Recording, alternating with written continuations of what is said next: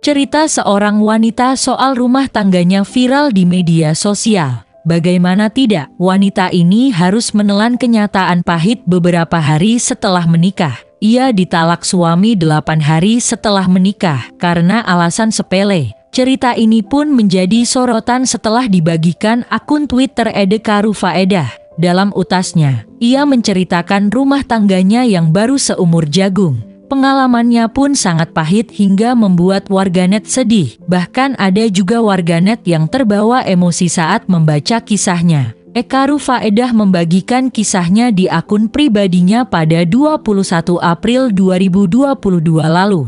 Mulanya ia menceritakan awal pertemuannya dengan mantan sang suami. Singkat cerita, pria yang akan dinikahi Karufaedah adalah seorang dosen yang bergelar doktor. Karufaedah dan pria itu pun menikah pada 6 Maret 2022 lalu. Mereka saling mengenal dengan cara ta'aruf. Aku mengenalnya dengan cara ta'aruf. Pada tanggal 26 Februari sebuah CV ta'aruf masuk melalui emailku. Katanya dikutip dari akun Twitternya. Sehari setelahnya mereka memutuskan untuk bertemu. Saat bertemu aku mengajak salah seorang temanku, dan dia mengajak kedua orang tua beserta adik-adiknya. Hal tersebutlah yang membuatku yakin bahwa dia adalah pria baik-baik, bebernya. Banyak hal yang membuatnya terkesan dengan pria yang dikenalnya itu. Terlebih, pria tersebut adalah pengajar profesional pada sebuah universitas swasta di Jakarta. Dari pertemuan tersebut, orang tua pria meminta proses pernikahan dilangsungkan dengan cepat, ungkapnya. Hingga akhirnya pada tanggal 6 Maret 2022 mereka lamaran, dan akad nikah pada tanggal 13 Maret di rumahku. Sedang untuk resepsi rencananya akan dilangsungkan di kota tempat dia tinggal pada tanggal 20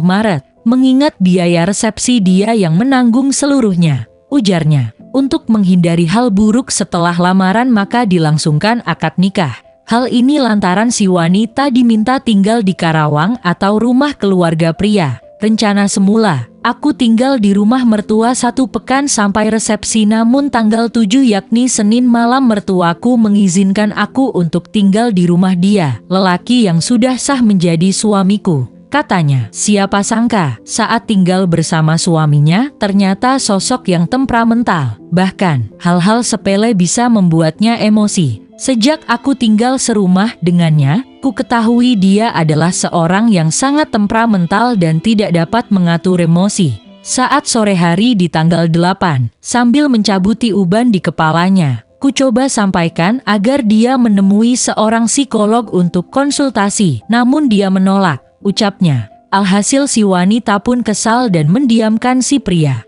Dia tidak terima dengan aku yang mendiamkannya. Lalu dia membentakku dan menyuruhku untuk segera minta maaf. Aku pun meminta maaf padanya. Ternyata hal sepele yang membuatnya marah kembali terulang. Hingga puncaknya, sang suami memintanya pulang. Aku yang saat itu sudah sangat pusing, ditambah menangis tanpa henti. Aku bilang padanya, aku mau pulang aja. Capek dari awal satu rumah dibentak terus, dan dia menjawab, sana pulang. Aku yang saat itu kondisinya masih menangis. Langsung ditenangkan oleh orang tuanya. Sabar ya Kak Arif, memang begitu. Harus sabar kitanya karena kondisi dia yang belum stabil. Maka mertuaku meminta kami untuk pulang ke rumahnya. Di rumah mertuaku sampaikan pada mertua aku ingin istirahat duluan dengan alasan agak lelah.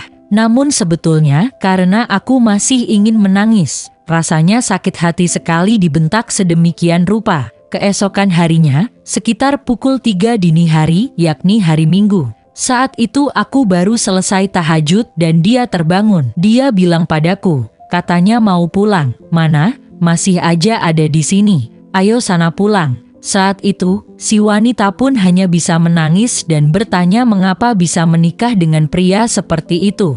Beberapa hari berjalan namun semuanya masih terasa aneh dan menyedihkan. Sore harinya di hari Selasa tanggal 15 kuputuskan untuk pulang ke rumah, diantar oleh sahabatku. Ku minta pada sahabatku untuk menjelaskan apa yang terjadi padaku. Karena aku tak sanggup menyampaikannya pada kedua orang tuaku, yakni Umi dan Bapak. Bapak yang mendengar itu sangat kecewa. Bapak memutuskan untuk mendatangi rumah dia dan orang tuanya. Lalu, di malam harinya ku hubungi dia. Ku sampaikan terkait keinginan orang tuaku untuk bertemu dengan dia dan keluarganya. Namun dia keberatan, lebih tepatnya dia takut. Jelasnya, akhirnya mereka rujuk dan memilih melanjutkan pernikahan. Aku setuju untuk rujuk. Dia menyuruhku untuk segera pulang ke rumahnya. Aku pun pulang ke rumahnya, tanpa dijemput. Kembali naik bis dengan membawa barang sangat banyak sendirian. Saat turun bis, aku sempat meminta dia untuk menjemputku. Ku coba mengirim pesan WhatsApp namun tidak dibalas. Ku coba telepon tidak diangkat, padahal saat dia sedang online. Ceritanya, di malam hari, Eka memberanikan diri membuka HP sang suami. Namun, hatinya dibuat runtuh saat membaca pesan sang suami pada adiknya. Males gu atau si Eka balik lagi ke sini. Jijik, hatinya semakin hancur saat melihat suaminya berfoto dengan mahasiswanya. Ku ketahui juga dari galeri HP miliknya. Ada foto dia bersama perempuan lain yang ternyata itu adalah mahasiswanya. Foto berpelukan, foto cium pipi, dan foto lainnya. Tuh Eka. Dan pada esok harinya tepatnya pada tanggal 17 sang suami mengajaknya menemui notaris dan menandatangani surat pisah harta. Di tanggal 19 dia menyampaikan padaku bahwa dia dan aku akan meresmikan pernikahan secara kua pekan depan. Namun setelah sah secara kua dia memintaku untuk segera menggugat cerai. Aku yang mendengar itu hanya bisa menangis. Hingga keesokan harinya, dari pagi aku mencoba menelpon teman-temanku. Aku butuh tempat bicara. Dia yang mengetahui itu, marah padaku. Lalu dia menyuruhku untuk berkemas. Dia tidak ingin melihatku di rumahnya. Sedih rasanya nasib pernikahanku seperti ini, dan tidak pernah terbayang sama sekali sebelumnya. Dia pun memintaku untuk tidak menceritakan apa yang terjadi pada orang lain. Dan jika aku tetap menceritakannya dia akan membawa hal ini ke tanah hukum, pungkasnya.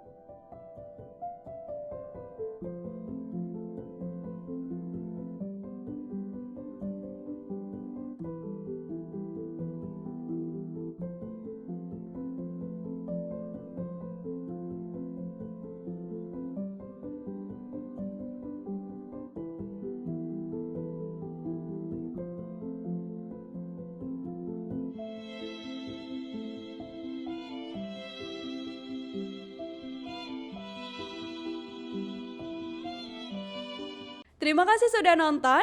Jangan lupa like, subscribe, dan share ya.